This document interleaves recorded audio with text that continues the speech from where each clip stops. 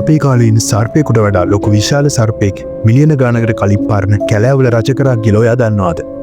උට කිව්වේ ටයිටනොබෝවා කියලා. ඌ කොච්චර ලොකු සර්පයෙක්ද කියනවනම් කාර් එකක් වුණත් දඟලලා පොඩි කරලා දාන්න උට පුළුවන්. ටයිටනොබෝවා කියන්නේ ලොකු සර්පයෙක් විතරක් නෙමෙයි. මේ වෙනකන් හොයාගෙන තියෙන සියලුම සර්පයන්ගේ ලොකුම සර්පයා ඌ. මීටර 13කට වඩා දිගයි. කිඹුල් උනත් එකපාර ගිලලා දාන්න පුළුවන් විලෝපිකෙක් ගැන හිතන්න. අන්න ඒ වගේ කෙනෙක් තමයි මේ ටයිටනොබෝවා කියන සර්පයා. ඩයිනෝසරයන් නැති වෙලා ගිහින් අවුරුදු බිලියන 60කට විතර පස්සේ ජීවත් වුණ ටයිටනොබෝවා තමයි එකල හිටපු ප්‍රධානම දඩයක්කාරයා. උට වේගයක්වත් විසක්වත් ඕන උනේ නැහැ. ඌ පාවිච්චි කළේ ශක්තිය සහ ඉවසීම. වගුරු බිම් වලිනුයි ගංගාවලයි සැඟවිලා ඉඳලා ළඟට එන්න ඉඩ දුරුණු ඕනම සතෙකුට ඌ හිටි හැටියේ පහර දුන්නා. විද්‍යාන්තයෙන් මේකේ ෆොසිල කොටස් හොයාගත්තේ මේ ළඟකදී.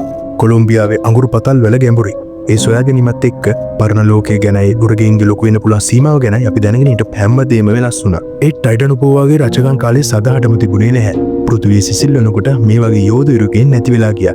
ඒකෙන් ශීර පයින්ට නැගී එන්න ඉඩ ලැබුණා. ටයිටනොබෝවා කියන්නේ සෝබාදාමි ඇදහිය නොහැකි බලයේ සංකේතයක්. සමහරලාට ලොකු මනුතුරෙන්නේ හිතා ගන්න බැරි විදිහට. මොකද ටයිටනොබෝවා පරණ ලෝකයේ ජීවත් වුණා විතර නෙමෙයි. ඌ ඒක පාලනයත් කළා. ඉතින් මේ ටයිටනොබෝවා සර්පයා ගැන ඔයාට මොකද හිතුනේ? ඒ ගැන පහලින් කමෙන්ට් කරන් යන්න. ඒ වගේම අපේ පේජ් එක ෆලෝ කරන්නත් අමතක කරන්න එපා.